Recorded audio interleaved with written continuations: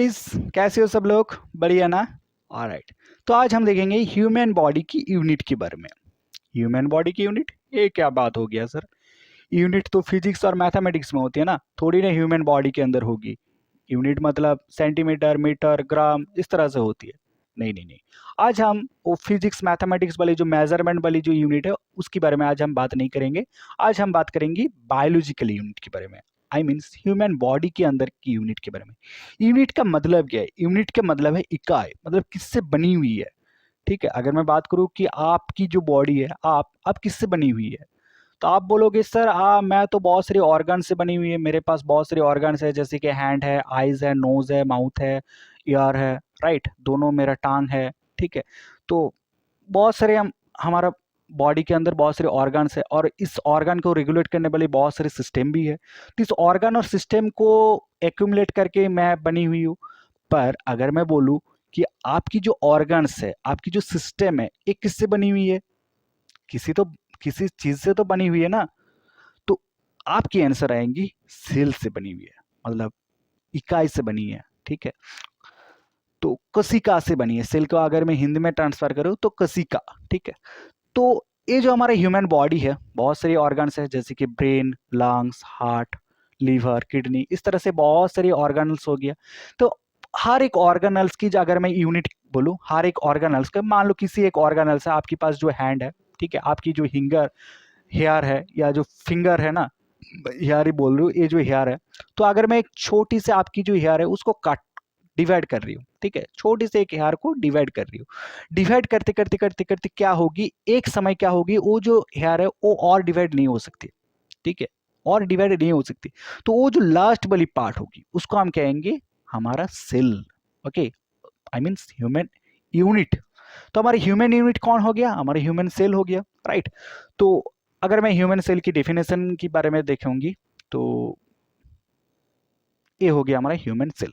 Okay, तो ये जो सेल है, इस चैप्टर, ये सेल वाली बहुत इंटरेस्टिंग वाली वीडियो होने वाली है। ठीक है, तो ये वीडियो को स्टार्ट करने से पहले जल्दी जल्दी जल्दी इस वीडियो को लाइक कर दो, और अगर आप चैनल में नहीं हो तो प्लीज़ प्लीज़ प्लीज़ चैनल को सब्सक्राइब करके बेल आइकन को ऑल कर दो, क्योंकि इस चैनल में आप फिजिक्स, केमिस्ट्री, बायोलॉजी, मैथमेटिक्स जैसे साइंस की खूबसूरत खूबसूरत टॉपिक को एकदम फ्री में और लाइफ टाइम के लिए देख सकती हो। ठीक है, और एक बात, इस चैनल में आप हर एक वीडियो की, हर एक टॉपिक की हिंदी और बंगाली दोनों वर्जन अवेलेबल पाएंगे। तो देर किस बात की मेरे भाई, जल्दी जल्दी चैनल को सब्सक्राइब करो और बेल आइकन को ऑल करो। अरे सब्सक्राइब कर दो यार, सब्सक्राइब करने में थोड़ी ना पैसा जाती है, राइट, गरीब की भला हो जाएंगे यार। ऑलराइट, तो इस हमारा फंडामेंटल यूनिट ऑफ लाइफ या द ह्यूमन सेल को हम स्टार्ट करने वाले। तो पहले हम देखेंगे कि द सेल की डेफिनेशन क्या है। The structural and functional unit of all living beings is called cell. मतलब द स्ट्रक्चरल, मतलब अगर मैं बात करूँ, ये जो हमारी ह्यूमन बॉडी है, ये देखो, ये जो हमारी ह्यूमन बॉडी है ना, किससे बनी हुई? इसका जो एक स्ट्रक्चर है ना, इसका हेड है, दोनों हैंड है, राइट हैंड, लेफ्ट हैंड, उसके अंदर बहुत सारी ऑर्गेनल्स है, ठीक है, ब्लड है, उसके अंदर ब्लड भी है, ठीक है, दोनों टांग है, इस तरह से हमारा आइज भी है। ठीक है, इसका एक स्ट्रक्चर है, ये हमारे ह्यूमन बॉडी के अंदर एक स्ट्रक्चर। तो अगर मैं बोलूँ इस ह्यूमन बॉडी की स्ट्रक्चर कौन क्रिएट कर रही है, आप बोलोगे सर ह्यूमन बॉडी के स्ट्रक्चर स्केलेटन क्रिएट कर रही है, हमारा अंदर एक स्केलेटन है, उस स्केलेटन की वजह से हमारे ह्यूमन बॉडी की स्ट्रक्चर क्रिएट हुई है। पर अगर मैं बोलूँ ये जो स्केलेटन है, स्केलेटन किससे बनी हुई है? स्केलेटन को अगर मैं डिवाइड करना स्टार्ट करूँ तो सबसे लास्ट वाली जो कनिका होगी वो कौन होगी? वो होगी हमारा सेल। तो हर एक ऑर्गेनल्स की अगर मैं छोटे छोटे पार्ट करूं तो लास्ट वाली जो पार्ट होगी ना, तो कुछ इस तरह से देखने को मिलेंगे, लगभग सेम ही होगी। ठीक है, इस तरह से राउंड राउंड या ओवल स्ट्रक्चर। तो इसको हम कहेंगे यूनिट या सेल। तो पहले हम देखेंगे, इसलिए हमारा सेल की डेफिनेशन में लिखा द स्ट्रक्चरल, मतलब हमारा ह्यूमन बॉडी के अंदर जो स्ट्रक्चरल है वो क्रिएट करिए cell. Next functional unit. Functional क्या है? हमारा ये जो सेल है ना, इस सेल के अंदर भी बहुत सारे छोटे छोटे ऑर्गेनल्स है। सेल के अंदर भी, जैसे कि माइटोकॉन्ड्रिया हो गया, एंडोप्लाज्मिक रेटिकुलम हो गया, गोल्गी बॉडी हो गया, ठीक है, राइबोसोम हो गया, बहुत सारी वगैरह वगैरह, बहुत सारी ऑर्गेनल्स होगी। तो हर एक ऑर्गेनल्स की अलग अलग से काम होती है। ठीक है, तो हर एक ऑर्गेनल्स की अलग अलग काम को एक्यूमुलेट करके जो काम क्रिएट हुआ उसको हम कहेंगे फंक्शनल। ठीक है, तो हमारा बॉडी सुबह से रात तक जितने भी काम करते, जितने भी काम करते, ठीक है, उस सभी काम के पीछे जो जिसका हाथ है ना, वो है हमारा सेल। इसलिए लिखा था स्ट्रक्चरल एंड फंक्शनल, मतलब इसका फंक्शन से हमारा फंक्शन क्रिएट हो रही है। हम जो जो फंक्शन क्रिएट कर रही है ना, ये जो हम आपको टीच कर रहे हैं, पढ़ा रही है, तो ये भी फंक्शन, ये भी एक फंक्शन है, ठीक है। ये फंक्शन भी कौन क्रिएट कर रहे हैं? सेल क्रिएट कर। अब लोग सर कैसे सेल क्रिएट कर रही है? ये जो हम पढ़ा रही है, ये पढ़ाने की काम कौन कर रही है? हमारा मेरा मेमोरी कर रही है, मतलब मेरा मस्तिष्क कर रही है, ब्रेन कर रही है। मेरे ब्रेन के अंदर जितना भी थ्योरी है वो आपको मैं टीच कर रही हूँ, है ना। तो ये जो थ्योरी के पकड़ के रखा, कौन पकड़ के रखा? मेरा ब्रेन पकड़ के रखा। तो मेरा ब्रेन किससे बनी हुई है? वो भी सेल से बनी हुई है। किस तरह से सेल से बनी हुई है? न्यूरो सेल से बनी हुई है, राइट। मतलब सेल से तो बनी हुई है ना, हाँ। तो सेल से बनी हुई है, इसलिए ये हो गया हमारा functional unit of all living beings is called, मतलब जितने भी लिविंग बींग्स है। ह्यूमन बॉडी तो छोड़ ही दो, जितने भी अर्थ में जितने भी लिविंग बींग है, छोटे से बड़ी तक, ठीक है। अगर मैं एक छोटे मल्टी यूनिसेलुलर की बात करूँ, यूनिसेलुलर मतलब मैं एक पैरासाइट्स की बात कर रही हूँ, एमीबा, ठीक है। एमीबा तो देखिए है ना आपने लैब में। तो एमीबा जो है, एमीबा क्या है? आ, एक सेल से बनी हुई है, ठीक है। एक एमीबा यूनिसेलुलर है। यूनिसेलुलर मतलब एक सेल से बनी हुई है। हमारा बॉडी में कितना सेल है? एक या दो या तीन? तीन ही होगा, राइट। देखो, सुबह जब हम ब्रश करते हो ना, आप जब ब्रश करती हो, ब्रश करने के बाद जब आप आपकी जो जीहा है, जो टांग है, उसको जब छीलते हो ना, उस छीलने की समय आपको पता है कितना सेल लॉस हो रही है? हर वक्त, हर एक दिन आप जब आपकी जो टांग है, ठीक है, जीवा है, उसको जब छील रही हो, तो उस छीलने के समय कितने सेल लूज हो रही है बॉडी से? करीबन 2 से 3,000, 2 से 3,000 सेल हर एक छीलने की समय लूज हो गया। अब मुझे बोलो हमारा बॉडी के अंदर कितने सेल होती है? हमारा बॉडी इतना बड़ा है, मतलब 5.5 या 5.6 फुट लगभग होगा, ठीक है। आपकी ज़्यादा भी हो सकते हैं, कम भी होता है, जो भी है, कम बड़ा उससे ज़्यादा फर्क नहीं पड़ेंगे, ठीक है। तो हमारा बॉडी में लगभग लगभग करोड़ों, करोड़ नहीं, अरब, अरब में नहीं, खरबों तक सेल रहती है, ठीक है। तो हमारा बॉडी में खरबों खरबों, मतलब बहुत ज़्यादा सेल रहती है। आप गिन के नहीं उसको काउंट कर सकते हो आपको, ठीक है। तो ये है हमारा ह्यूमन बॉडी, मतलब हमारी ह्यूमन बॉडी मल्टी सेलुलर, मतलब बहुत सारी सेल से बनी हुई है।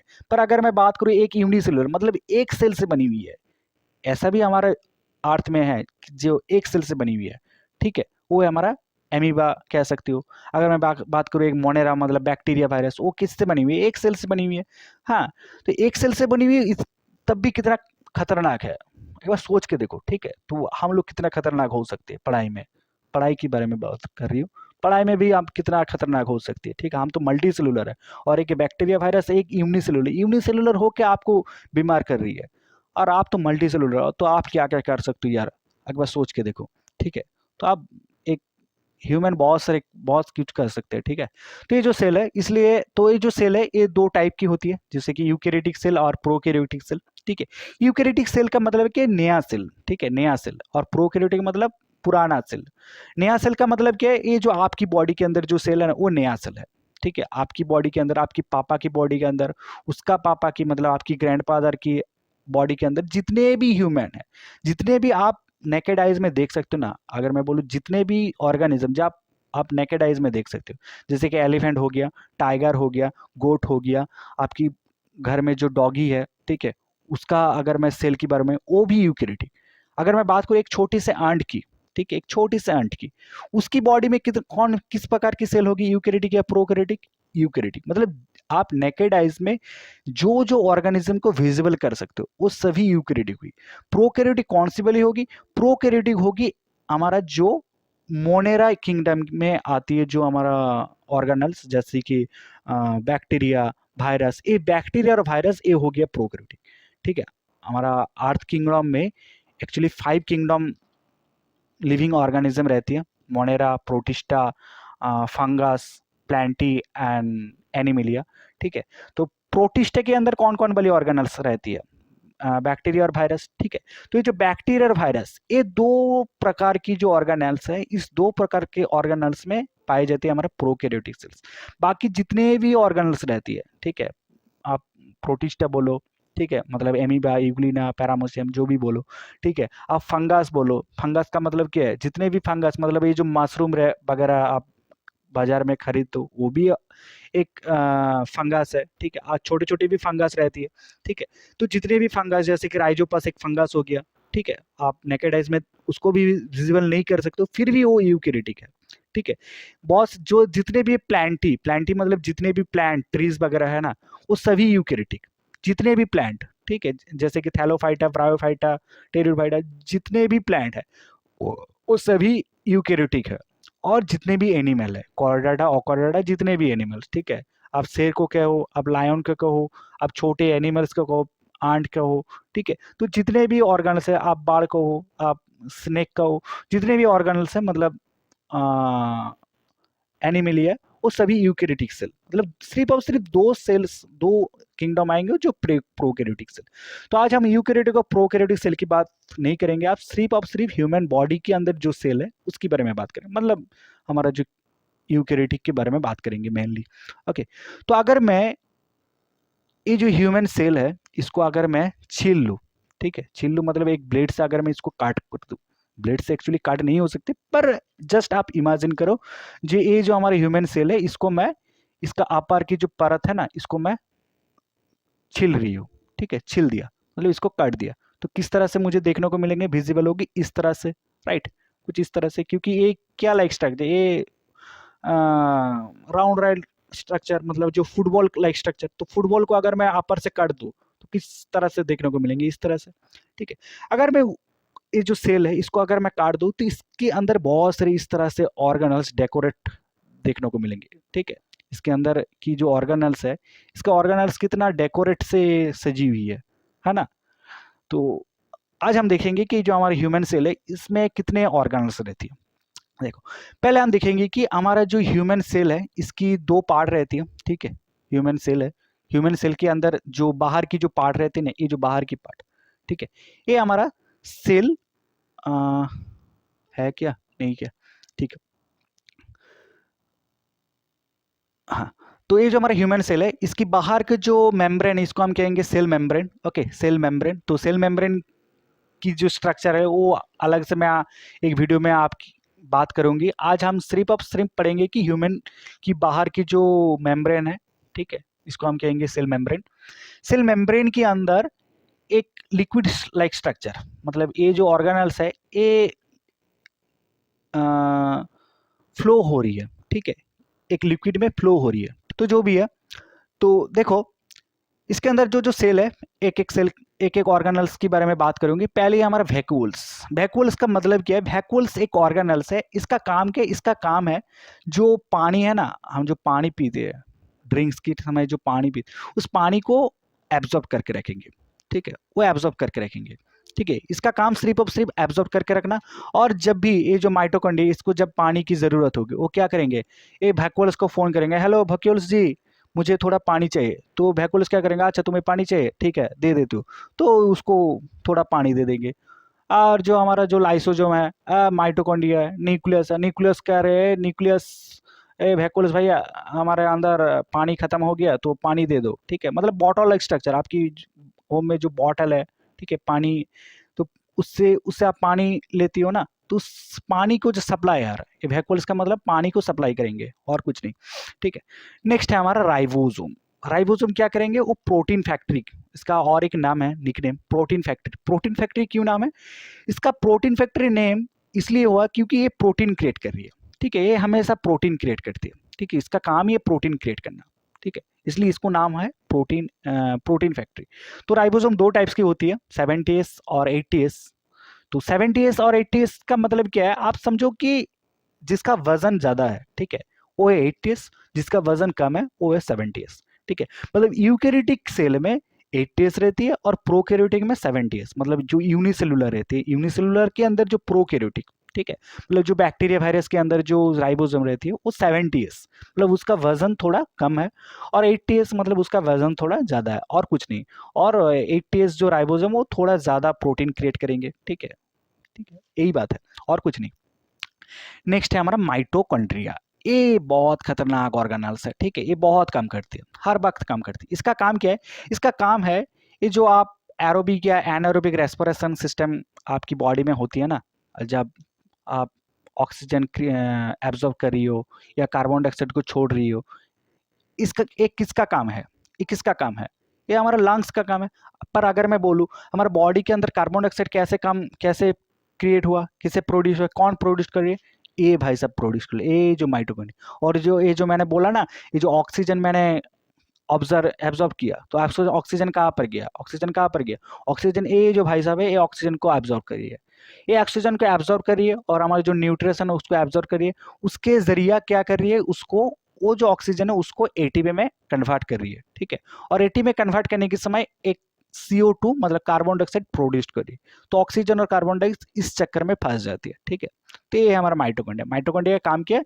माइटोकॉन्ड्रिया का काम है एनर्जी क्रिएट करना। किस तरह से एनर्जी क्रिएट करेंगे? एटीपी या एडीपी, मतलब एडिनोसिन ट्राइफॉस्फेट। याद रखना है एटीपी और एडीपी का फुल फॉर्म एडिनोसिन ट्राइफॉस्फेट।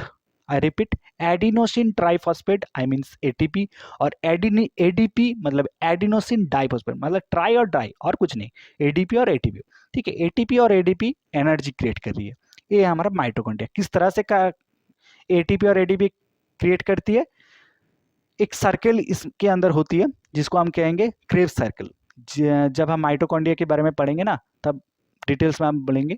तो अभी के लिए समझ जाओ कि माइटोकॉन्ड्रिया के अंदर एक सर्कल क्रिएट होती है, एक साइकिल क्रिएट होती है जिसको हम कहेंगे क्रेब साइकिल। क्रेब साइकिल में क्या होती है? इसके अंदर बहुत सारी ऑर्गेनल्स होती है, जैसे कि फर्नांडेज मोरान होती है, ठीक है।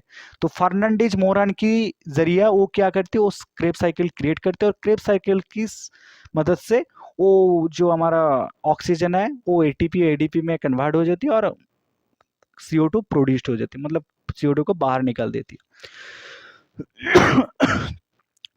नेक्स्ट है हमारा एंडोप्लाज्मिक रेटिकुलम। ये देखो एंडोप्लाज्मिक रेटिकुलम। एंडोप्लाज्मिक रेटिकुलम दो टाइप की होती है, राफ एंडोप्लाज्मिक रेटिकुलम और स्मूथ एंडोप्लाज्मिक रेटिकुलम।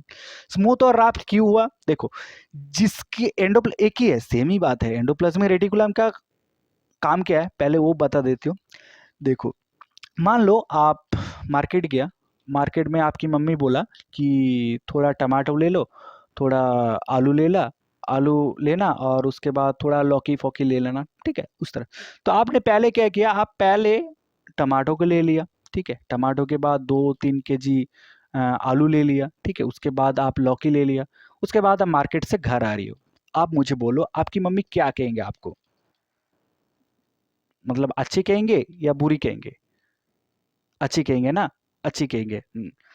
आपको ना चप्पल से मारेंगे, चप्पल से मारेंगे अगर आप वो टमाटो को आगे ले लिया। टमाटो को आगे ले लिया तो क्या हो जाएंगे? टमाटो की अपर अगर आप आलू को ले लेंगे ना तो क्या हो जाएगा? टमाटो ना राम राम सत्य हो जाएंगे, टमाटो की राम राम सत्य हो जाएंगी यार, ठीक है। तो टमाटो के राम राम सत्य क्यों हो जाएंगी? क्योंकि वो बहुत ही स्मूथ वाली चीज है, ठीक है। उसको आगे, उसके ऊपर आगे बहुत वजन अगर दे दो ना वो पिचक जाएंगे, ठीक है, पिचक जाएंगे, तो वो नष्ट हो जाती है। तो हमारा ये जो ह्यूमन बॉडी है वो भी बहुत स्मूथ वाली चीज है, तो ये जो स्मूथ है वो बहुत पिचक सकती है, ठीक है। अगर मैं बात, ये जो स्किन है, इस स्किन के अंदर भी सेल है, ठीक है। तो स्किन को अगर मैं, सेल को अगर मैं प्रेस करूँ तो क्या हो सकती है? वो पचक सकती है, ठीक है। इसके अंदर जो लिक्विड है, ठीक है, सेंट्रोजोम, वो क्या हो जाएंगे? वो बाहर निकल जाएंगे, ठीक है, नष्ट हो सकती है। तो इस नष्ट से इसको बचाने के लिए ये हमारा एंडोप्लाज्मिक रेटिकुलम काम आती है। मतलब हमारे बॉडी के अंदर जो स्केलेटन, अगर स्केलेटन नहीं रहेंगे तो क्या होगी? हमारा बॉडी पचक जाएंगे, ठीक है। स्केलेटन नहीं रहेंगे तो ये जो हमारा बॉडी के अंदर जो हड्डी वाली जो सिस्टम है, ये जो हड्डी वाली सिस्टम, ये सिस्टम रहेंगे क्या? सिस्टम नहीं रहेंगे अगर स्केलेटन नहीं रहेंगे। तो इसका अंदर भी अगर एंडोप्लाज्मिक रेटिकुलम नहीं रहेंगे, मतलब इसका एंडोप्लाज्मिक रेटिकुलम मतलब सेल की स्केलेटन, ठीक है, अगर इसका स्केलेटन नहीं रहेंगे वो भी पचक जाएंगे। नेक्स्ट है हमारा स्मूथ एंडोप्लाज्म, राफ एंडोप्लाज्म जो मैंने बोला, ठीक है। ये जो हमारा राइबोसोम, अगर ये राइबोसोम कहाँ रहती है? एक्चुअली एंडोप्लाज्मिक रेटिकुलम में एक रहती है, ठीक है। तो जिस एंडोप्लाज्मिक रेटिकुलम में रहती है वो क्या होगी? वो थोड़ा राफ लाइक स्ट्रक्चर हो जाएंगे, इसलिए वो हो जाएंगे राफ एंडोप्लाज्मिक रेटिकुलम। और जिसके अंदर राइबोसोम नहीं रहेंगे, मतलब जो एंडोप्लाज्मिक रेटिकुलम के अंदर राइबोसोम नहीं रहेंगे, उसको हम कहेंगे स्मूथ एंडोप्लाज्मिक रेटिकुलम। काम एक ही है, सिर्फ दोनों डिवाइड कर दिया, ठीक है। नेक्स्ट हम बात करेंगे न्यूक्लियस। न्यूक्लियस क्या है? न्यूक्लियस हमारी बॉडी के अंदर, हमारा जो ब्रेन का काम है ना, हमारा सेल के अंदर न्यूक्लियस का वही काम है। हमारा ब्रेन क्या काम करती है? सारे ऑर्गेनल्स को काम वो समझा देती है। हमारा जो ब्रेन है वो क्या करती है? सारे ऑर्गेनल्स को काम देती है। जैसे कि हमारा हैंड क्या करती है? किसी को ग्रिप करने में काम आती है। भागने के समय क्या कौन सी वाली ऑर्गेनल्स काम आती है? हमारा पैर काम आती है। ठीक है, तो ये जो पैर काम आती है, पैर को भगना चाहिए, हैंड को ग्रिप करना चाहिए, आई को दिखना चाहिए, नोज को स्मेल लेना चाहिए, हमारा जो टांग है, जीव है, जीवा है, उसको टेस्ट लेना चाहिए, हमारा जो बैकल कैविटी है मतलब माउथ है, उससे हम वॉइस क्रिएट करी है, जो लैरिंग्स है उससे हम वॉइस क्रिएट कर रही है। ठीक है, बोल पा रही है। तो ये जो सभी की काम, इस सभी की काम कौन करेंगे, किस तरह से काम करेंगे, कौन डिसाइड करेंगे? हमारा ब्रेन काम वो डिसाइड करने वाला है। ठीक है, हमारे बॉडी के अंदर कितना एनर्जी क्रिएट होगी, हमारा बॉडी के अंदर कितना प्रोटीन क्रिएट होगी, ये सभी कौन डिसाइड करने वाला है? हमारा ब्रेन डिसाइड करने वाला है। ठीक है, तो ये जो हमारा ह्यूमन सेल है ना, इसके अंदर कितना माइटोकॉन्ड्रिया कितना काम करेंगे, माइटोकॉन्ड्रिया कितना एटीपी एनर्जी क्रिएट करेंगे, या राइबोसोम कितना प्रोटीन क्रिएट करेंगे। ठीक है, और जो जो ऑर्गेनल्स है जैसे कि गोल्गी बॉडी, जैसे कि हमारा एंडोप्लाज्मी रेटिकुलम, किसका काम, कौन का क्या काम है, किस तरह से काम करेंगे, वो कौन डिसाइड करे? वो डिसाइड करेंगे न्यूक्लियस। ओके, तो ये हो गया हमारा न्यूक्लियस का काम। ठीक है, जैसे कि आपकी स्कूल में क्या रहती है? बहुत सारी टीचर रहती है, और उस टीचर को रेगुलेट करने वाले कौन टीचर रहती है? जिसको हम कहेंगे प्रिंसिपल या हेड टीचर। राइट, प्रिंसिपल और हेड टीचर के काम क्या है? पूरी की पूरी स्कूल की जो है टीचर है उसको रेगुलेट करने वाला है। मतलब कौन टीचर किस टाइम में काम, क्या चीज़ पढ़ाएंगे, ठीक है, किस टाइम में पढ़ाएंगे, मतलब वो जो शेड्यूल क्रिएट करेंगे। तो ये जो हेड टीचर की काम है या प्रिंसिपल के काम है, तो उसी तरह न्यूक्लियस की भी काम है। ठीक है, नेक्स्ट है हमारा, न्यूक्लियस हो गया हमारा हेड टीचर या प्रिंसिपल। नेक्स्ट है हमारा लाइसोजोम। बहुत ही खतरनाक चीज है भाई, बहुत ही खतरनाक चीज। लाइसोजोम का काम है क्या है? Lysosome like a secretary. ठीक है, मतलब हमारा स्कूल के अंदर जो सेक्रेटरी रहते हैं, सेक्रेटरी का काम क्या है? सेक्रेटरी काम है, वो स्कूल में आती है, उस स्कूल में आके देखती है जो हमारा जो टीचर लोग है वो सही से काम कर रही है नहीं। अगर सही से काम नहीं करेंगे तो उसको क्या करेंगे? धमकाएंगे, क्या बाबू तुम काम नहीं कर रहे हो क्या?